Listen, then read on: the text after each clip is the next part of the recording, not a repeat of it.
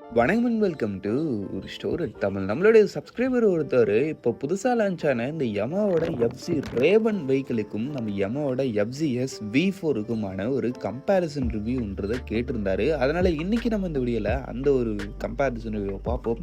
பார்க்குற முன்னாடியே சின்ன சப்ஸ்கிரைப் பண்ண ஒரு செகண்ட்ஸ் பண்ணி தட்டி விட்டிங்கன்னா அது மாதிரி சூப்பர் நாட்ட மொபைல் கண்டென்ட்ஸ் உங்களை தேடி வந்துக்கிட்டே இருக்கும். சரி வாங்க இப்போ நம்ம பார்த்தீங்கன்னா அவசரமாக வீடியோக்குள்ளே போகலாம். சரி ஃபஸ்ட்டு விஷயம்னு பார்த்தோன்னா வச்சுங்களேன், இந்த ரெண்டு வெஹிக்கிளுக்கும் கம்பேர் பண்ணுறதுக்குன்னு என்னென்ன விஷயங்கள் இருக்குதுன்னு கேட்டிங்கன்னா ஒரே ஒரு விஷயம் மட்டும்தான், டிசைன் மட்டும்தான். அவன் முன்னாடியே நான் ஓப்பனாக சொல்லிடுறேனுங்களே, இந்த வெஹிக்கிள்னு பார்த்தோன்னா ஜஸ்ட் அந்த ஃப்ரண்ட்டில் கொடுத்துருக்க அந்த ஒரு ஹெட்லைட்டு ப்ளஸ் அந்த ஒரு இன்ஸ்ட்ருமெண்ட் கிளஸ்டர் அதில் மட்டும்தான் செஞ்சு, மற்றபடி எல்லாமே ஆல்மோஸ்ட் அந்த பின்னாடி ரியர் லைட் அது மாதிரி விஷயங்கள் சின்ன சின்ன விஷயங்களில் மட்டும்தான் செஞ்சு, மற்றபடி எல்லாமே இந்த ரெண்டு வெஹிக்கிள் இருக்கிறதுமே சிமிலர் செட்டப் தான். ஆமாங்க, உங்களுக்கு இன்ஜினும் சரி பிரேக்கிங்கும் சரி எல்லாமே உங்களுக்கு சிமிலர் செட்டப். அதனால் அந்த ஒரு விஷயத்தை அப்படியே பொதுவாக பார்த்துட்டா போதும். இப்போ நம்ம டிஃப்ரென்ஸ் என்னன்னு பார்த்தோன்னா, ஃபர்ஸ்ட் விஷயம் ஹெட்லைட் வந்து இந்த புதுசாக லான்ச் ஆகிருக்க இந்த Yamaha FZ Raveலன்னு பார்த்தோன்னா வச்சுங்களேன், இந்த Yamaha FZ V4 லான்ச் ஆகிறதுக்கு முன்னாடின்னு பார்த்தோன்னா இந்த ஒரு வெஹிக்கிளில் தான் இன்டர்நேஷ்னல் மார்க்கெட்டில் அவங்க லான்ச் பண்ணாங்க. Yamaha FZ V4னு சொல்லிட்டு ஒரு இன்டர்நேஷ்னல் மார்க்கெட்டில் லான்ச் பண்ண ஒரு வெஹிக்கிளோடைய டிசைனில் இருந்து அந்த ஒரு ஹெட்லைட்டு ப்ளஸ் உங்களுக்கு அந்த ஒரு ரியர் லைட்லாம் பார்த்தோன்னா உங்களுக்கு FZ V3ல இருந்த மாதிரி நார்மலான ஒரு ஹாலஜன் செட்டப் இருக்கக்கூடிய ஒரு ரியர் லைட் அண்ட் இண்டிகேட்டர்ஸ்லாம் ஒரு மாதிரி நார்மலாக கொடுத்து ஒரு சிம்பிள் அண்ட் பேசிக்கான ஒரு வெஹிக்கிளாக தான் இந்த ஒரு வெஹிக்கிள் உங்களுக்கு லான்ச் பண்ணியிருக்காங்க. அது மாதிரி இல்லாமல் இன்ஸ்ட்ருமெண்ட் கிளஸ்டர் பொறுத்த அளவுக்கு உங்களுக்கு பார்த்தாலே தெரியும், நம்மளுக்கு Yamaha FZ V3ல இருந்த அந்த ஒரு நார்மலான ஒரு சின்ன இன்ஸ்ட்ருமெண்ட் கிளஸ்டர் தான். பட் பார்க்கறதுக்கும் அதில் இருக்கிற அந்த ஒரு ஃபீச்சர்ஸுக்கும் ப்ராக்டிக்கலாக தான் இருக்கும். பட் ஆனால் இன்னும் ஒரு சின்னதாக இருக்கும், அவ்வளோதான் அந்த ஒரு இன்ஸ்ட்ருமெண்ட் கிளஸ்டரில் ப்ராப்ளம்னு பார்த்தா. பட் இருந்தாலும் ஓகே, இந்த ஒரு சில விஷயங்கள் சொல்லப்போனால் இது வந்து ரேவுக்கு வந்து Yamaha FZயோட அப்டேட்டட் வெர்ஷன் கிடையாது, ஒரு பேசிக் மாடல் மாதிரி உங்களுக்கு Yamaha FZல. இந்த V4னு பார்த்தோன்னா அது வந்து சொல்லப்போனால் ரேவை விட ஒரு பெட்டரான ஒரு மாடல். லைட்டிங்கில் அந்த வெஹிக்கிளோடைய அக்ரெசிவ் டோன் இந்த இடத்துல இல்லைனாலும் உங்களுக்கு இன்ஸ்ட்ருமெண்ட் கிளஸ்டரில் இந்த இடத்துல ஒரு பெரிய இன்ஸ்ட்ருமெண்ட் கிளஸ்டரும் ஃபுல் LED செட்டப், உங்களுக்கு பின்னாடி ரியர் லைட்லாம் உங்களுக்கு MT15ல் வர மாதிரி ஒரு ஃபுல் LED செட்டப் இருக்கக்கூடிய ஒரு லைட்டிங் செட்டப், அதை மாதிரி ஒரு சில விஷயங்கள்லாம் பெட்டராகவே பண்ணியிருப்பாங்க. அது இல்லாமல் உங்களுக்கு இப்போ வந்து லேட்டஸ்ட் மாடல் அந்த ஹைப்ரிட் அதெல்லாம் வேறு, அதை நம்ம இது கூட கம்பேர் பண்ணல. இப்போ நம்ம பார்க்குறதுன்னு பார்த்தோன்னா ஜஸ்ட் V4க்கும் இந்த Yamaha FZ Raveக்கும் தான். இந்த ரெண்டு வெஹிக்கிளுக்குன்னு பார்க்கணும்னா சொல்லப்போனால் நம்ம Yamahaவோட FZ வந்து கொஞ்சம் ஃபீச்சர் அண்ட் ஒரு சில விஷயங்களை பெட்டராகவே இருக்குது. ரேவ் வந்து கொஞ்சம் ஒரு சிம்பிள் நீட் அண்ட் க்ளீனாக இருந்தாலும் கொஞ்சம் அந்த ஒரு ஸ்போர்ட்டினஸ் பெட்டராக இருக்குது அந்த ஒரு புது லைட்டிங் செட்டப் காரணமாக. சரிக்கே நெக்ஸ்ட்டு இன்ஜின்லாம் பொறுத்த அளவுக்கு முன்னே சொன்ன மாதிரி ரெண்டுத்துலையுமே யூஸ் பண்ணிக்கிறது சேம் இன்ஜின் தான். ஒரு 149cc சிங்கிள் சிலிண்டர் 4 ஸ்டோக் 2 வால்வுக்கான air cooled engine with 5 speed gear box and wet மேலே கிளச்சு. பவர் ஃபிகர்ஸுமே ஆல்மோஸ்ட் சேம் தான், ஒரு சின்ன பிசுறு கூட கிடையாது. உங்களுக்கு வேறு மாடலு ஏதாவது ஈஸிலியாவது டியூன் பண்ணி பவர் டிஃப்ரென்ஸ் கொடுப்போன்றதுலாம் கிடையாது, ரெண்டுமே சேம் பவர் தான்.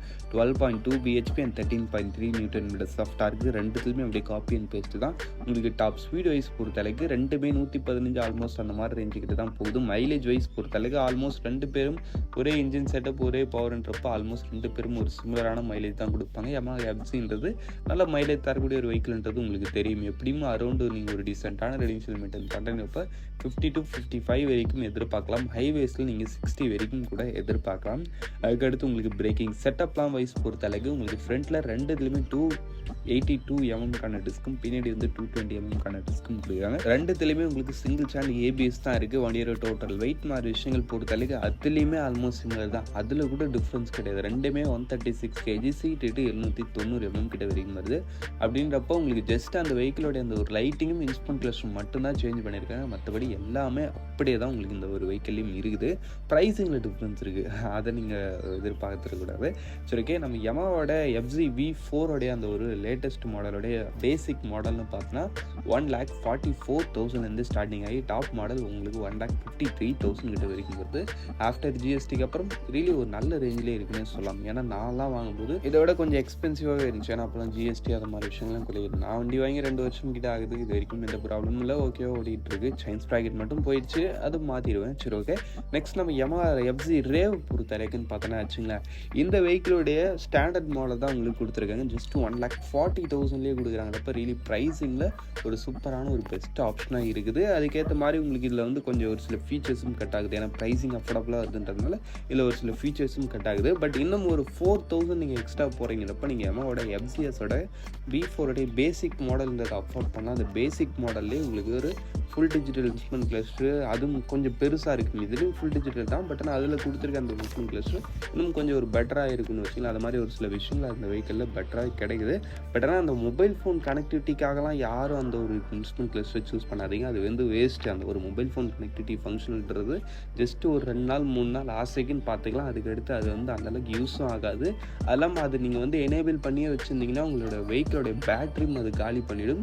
ஒன்ஸ் அது மாதிரி ஆகிட்ட பிறகு நீங்கள் ஷோரூமில் போய் கொடுத்தோடனே ஜஸ்ட் அந்த ஒரு மொபைல் ஃபோன் கனெக்டிவிட்டிக்கான அந்த ஒரு ப்ளூடூத் மாடலை டிஸ்கனெக்ட் பண்ணிட்டு அவ்வளோதாங்க, ப்ராப்ளம் சால்வ்டு. அப்போ ப்ளூடூத் வேலை செய்யாதான்னு கேட்டிங்கன்னா அது ஏதோ ஃபால்ட் ஆகுது, அதனால் அது இப்போதைக்கு இது பண்ண முடியாதுன்னு. அதுக்கு எதுக்கு நம்மக்கிட்ட அதுக்காகலாம் காசு வாங்கணும், அந்த ஒரு ஃபீச்சர் கொடுக்கணும் சொல்லுங்கள்? அதுக்கு அந்த காசு வாங்காமல் அந்த ஃபீச்சர் கொடுக்காமலே இருக்கலாம் இல்லைங்களா? அது மாதிரிலாம் பண்ண மாட்டாங்க. சரி, ஓகே, அவ்வளோதான். இந்த வீடியோ நம்ம இங்கே முடிச்சோம். இந்த வீடியோ பற்றியான கருத்துக்களை கமெண்ட் செக்ஷனில் விடுங்க. தேங்க்ஸ் ஃபார் வாட்சிங். பை. See you later.